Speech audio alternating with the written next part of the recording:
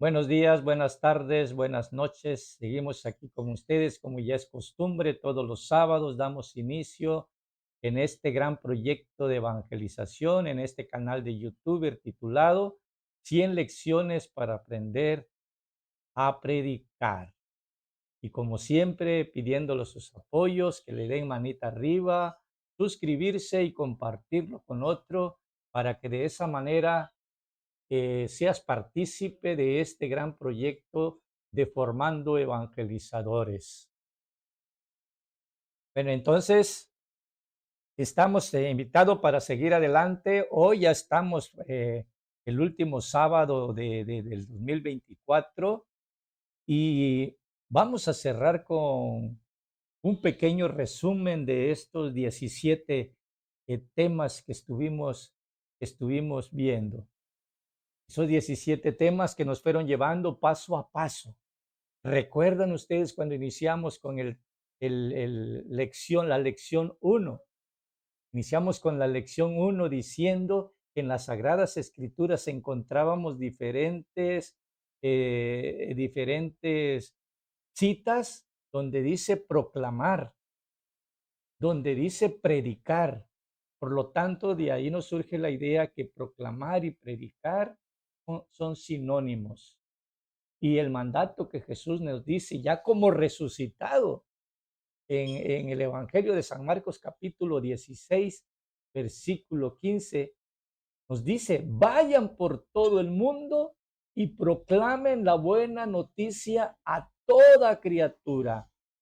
Es un imperativo, es un mandato. Como cristianos evangelizados, debemos de cumplir ese mandato. El objetivo de este proyecto de 100 lecciones para aprender a evangelizar radica precisamente en ese pasaje de los Hechos de los Apóstoles, capítulo 18, versículo 24. Un pasaje tan hermoso donde aparece este personaje, Apolo, que era elocuente y que era un hombre versado en las Sagradas Escrituras.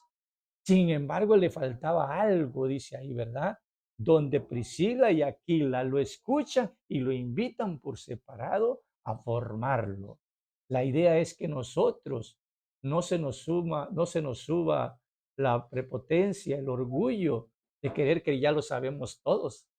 Todo el tiempo vamos a estarnos formando. Por ahí vamos a encontrar un Aquila y un Priscila que nos va a decir, si haces esto, se va a escuchar mejor tu prédica. Pero con la idea de que algún día tú seas el Aquila o el Priscila de otro Apolo que va a venir en tu busca, de que tú lo vas a escuchar y que tú le vas a sugerir que puede mejorar lo que ya sabe. Este es el proyecto, ¿no? De esta gran misión. Entonces, dijimos también que estas 100 lecciones para aprender a predicar es teórico y práctico. Es necesario llenarnos de algunas teorías, pero también se requiere de practicarlo en nuestras casas, de practicar ciertas cosas que nos van a ayudar, ¿verdad? Nos van a ayudar a poder evangelizar, para ser mejor evangelizador. Y decíamos que el primer requisito para ser evangelizador, dijimos que habían 4 partes. Primera, tener la experiencia de salvación. No es solamente aprender teoría si tú no tienes una experiencia de salvación. Es necesario contar con esa experiencia para que le puedas platicar, le puedas proclamar a otro cómo tú fuiste salvado y tienes esa experiencia tuya. Segundo, era tener el celo por el evangelio.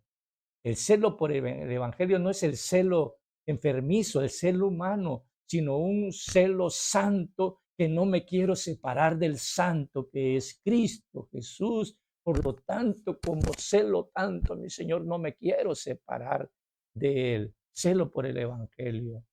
En tercera parte dijimos que era un análisis de la realidad. Hacer un análisis de la realidad es conocer tu oveja, es conocer la historia de tu oveja y que tu misma oveja te conozca. Sí, ese es el análisis de la realidad y que muchas veces lo dejamos, no lo tomamos en cuenta esa parte. Cada que tú llegas a evangelizar a un grupo de personas, son distintos los grupos de personas, pero aún antes de eso deberíamos conocerlo de manera personal, por su nombre, a cada uno de esas personas que voy a evangelizar. Bueno, no se puede porque te invitaron a un lugar, vas, pero después darle seguimiento y tratar de conocerlo a tu oveja. Ese es el análisis de la realidad. Y el cuarto es vivir lo que se predica, tratar de vivir lo que yo estoy predicando, lo que yo estoy anunciando, de que Cristo ya radica en mí. Entonces, para poder llevar a cabo esa gran misión evangelizadora, eh, necesitamos hacer uso del bien hablar. Y en el campo del estudio humano aparece una ciencia que se llama retórica. La retórica no es otra cosa más que la ciencia del bien hablar.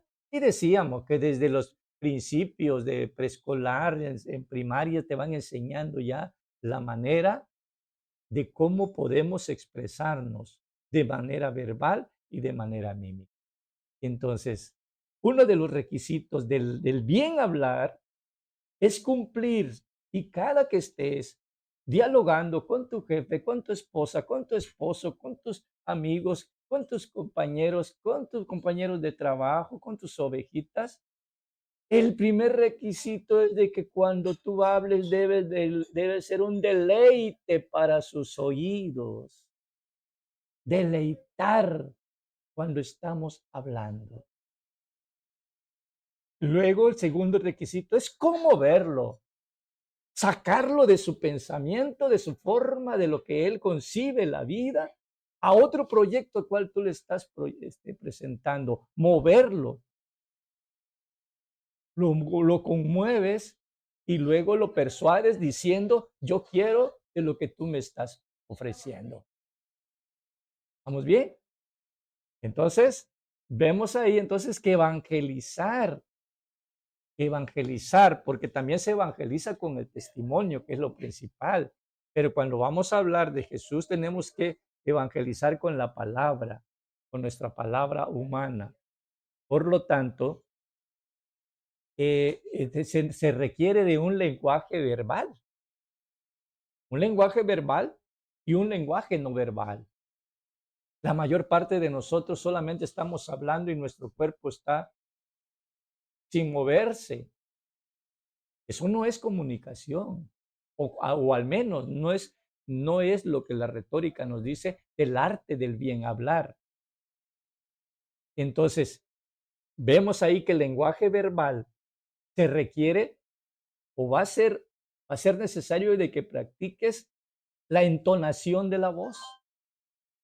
¿A qué se refiere cuando hablamos de entonación de la voz? Hacer uso del agudo y del grave. No llevar el mismo tono en toda nuestra prédica, ¿verdad? Es tratar de meterles agudo, grave. También tiene que ver con el volumen de la voz. Tenemos que subirle el volumen en algunas partes, bajarle términos medios y algunas veces hablarle quedito. Cuando tú le empiezas a hablar despacio, el oyente está atento porque piensa que le vas a decir algo importante. Todo eso tiene que ver la comunicación. Luego, la otra parte, cuando ya estamos hablando, tenemos que tener cuidado con los signos. El signo de admiración.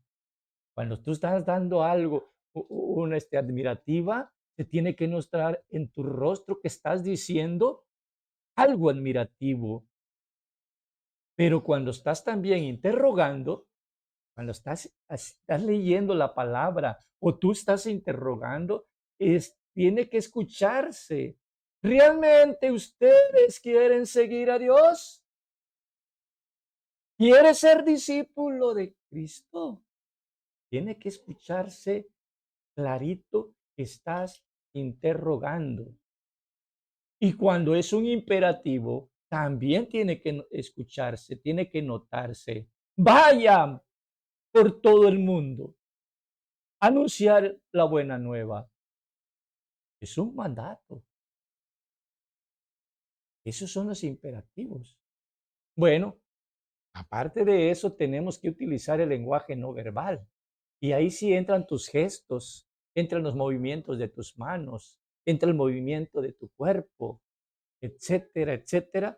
Esos son entonces, queridos hermanos, lo que hemos visto sobre esa parte teórica, ¿verdad? Que es necesario que lo practiquen o que lo sigamos practicando. Bueno, luego nos fuimos a ver, pasamos a esa parte, ¿qué es lo que anunció Jesús? Es necesario, porque si voy a predicar a Jesús, necesito saber qué es lo que predicaba Jesús. Y entonces dijimos que también Jesús anunció un querigma. ¿Y cuál era el contenido del querigma de Jesús? El reino de Dios. Ese era el contenido, estar anunciando el reino, el reino, el reino, el reino, el reino. El reino de Dios está cerca. El reino de Dios se parece a una perla. El reino de Dios se parece a un cofre, etcétera, etcétera. Jesús entonces era el reino y la salvación, desde luego. Y la salvación que se ofrece gratuitamente a todos los hombres, no importaba de qué religión, lo está ofreciendo a todos los hombres. Y obviamente había una condicionante para poder que el reino de Dios entre en tu vida, tienes que nacer de nuevo. El Evangelio de San Juan, en el Evangelio de San Mateo nos dice que debemos de hacernos como niños. En el Evangelio de San Lucas nos dice que debemos de hacernos pobres de espíritu, pobres. Y en el Evangelio de San Marcos, creer en el Evangelio. ¿Ah? Y luego ya viene el objetivo. El objetivo del querigma de Jesús no era otra cosa más que la salvación. El objetivo era la liberación del pecado. El objetivo principal del querigma de Jesús era una nueva vida, tener una nueva vida. El objetivo. Luego pasamos a la otra parte, que si estás viendo por primera vez este tema, te sugiero que regreses al primero para que veas qué precioso es lo que proclamaba Jesús y vamos a ver, ahí se ve las características del reino que Jesús predicaba. Luego nos fuimos a ver sobre el querigma de los apóstoles, porque ellos le siguieron. Después de los apóstoles seguimos nosotros. Bueno, en el querigma de los apóstoles, ¿cuál es el contenido? Jesús, Jesús, porque ya entendieron que Jesús es el rey, que Jesús es el reino.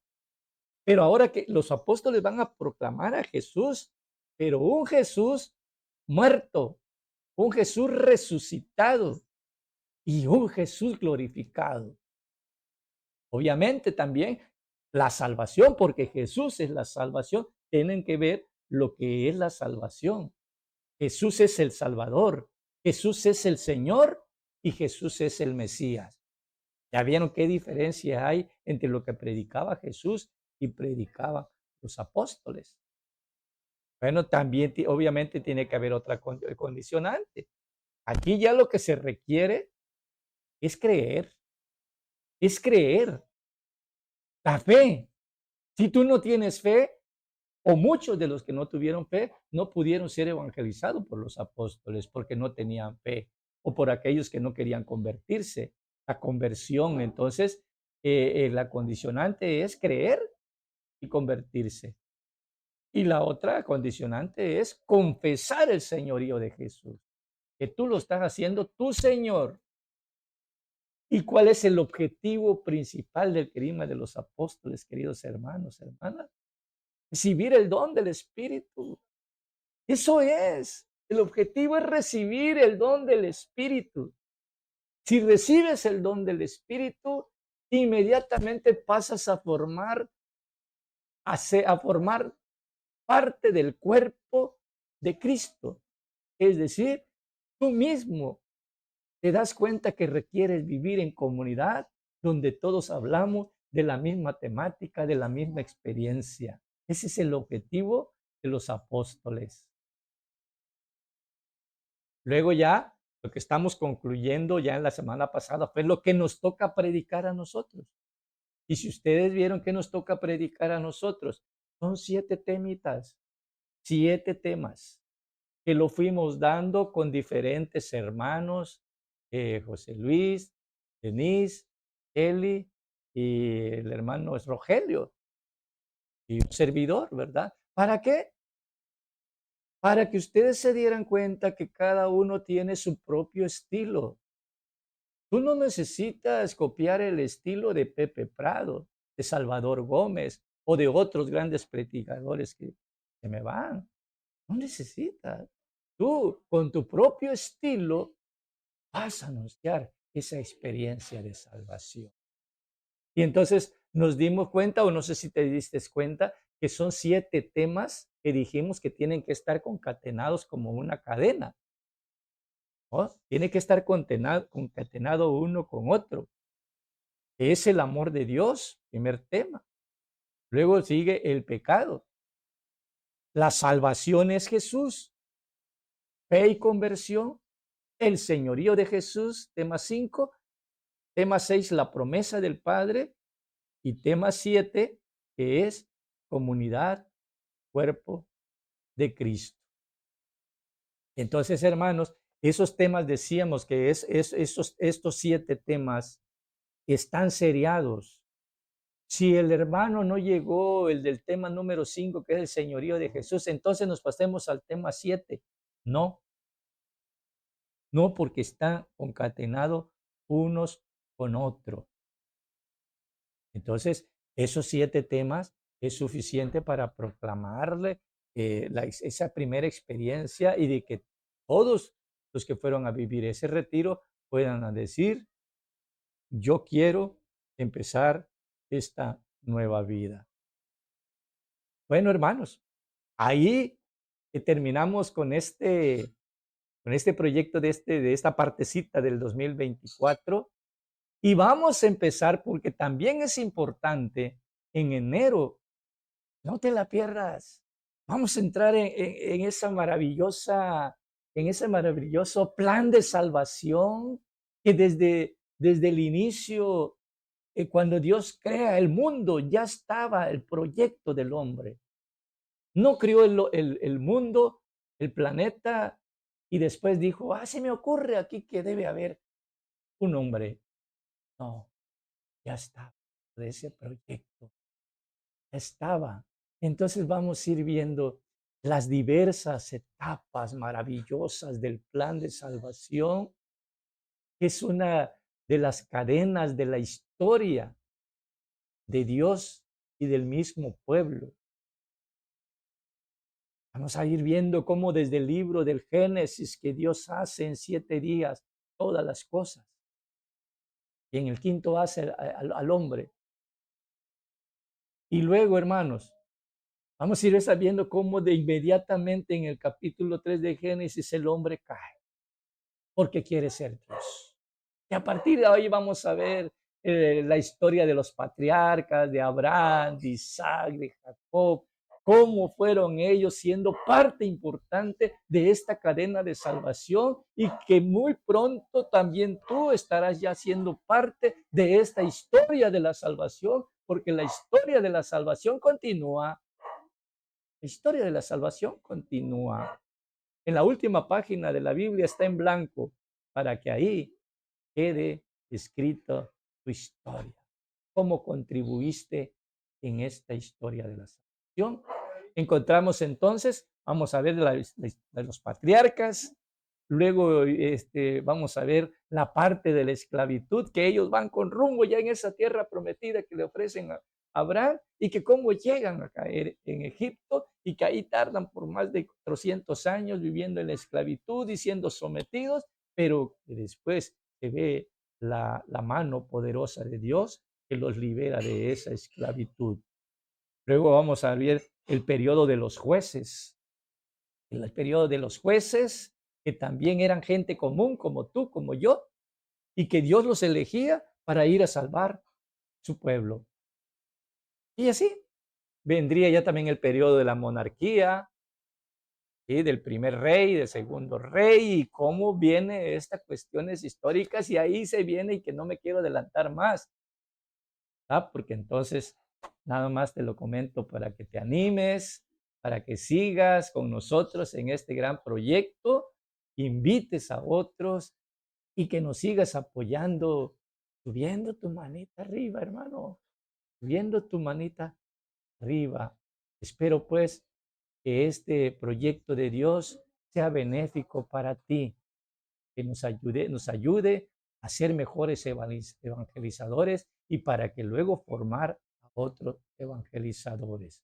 Te damos gracias, Dios Padre eterno, todopoderoso, por haber llegado a estos 17 temas del 2024. Gracias. Sin tu fortaleza, sin tu poder, Señor, no pudiéramos hacer nada. De que este proyecto vaya a fecundar, solamente tú lo sabes. Nosotros estamos sembrando las semillas, Señor. Y si es tu voluntad, este canal llegará a ser grande, grande como tú lo eres, Señor. Y te pedimos que nos des la fuerza, que envíes a ese Espíritu Santo, que nos dé la luz, que nos dé el conocimiento, que nos dé la fortaleza para seguir adelante. Todo eso te lo pedimos en el nombre del Padre, del Hijo y del Espíritu Santo. Amén. Nos vemos en el 2025.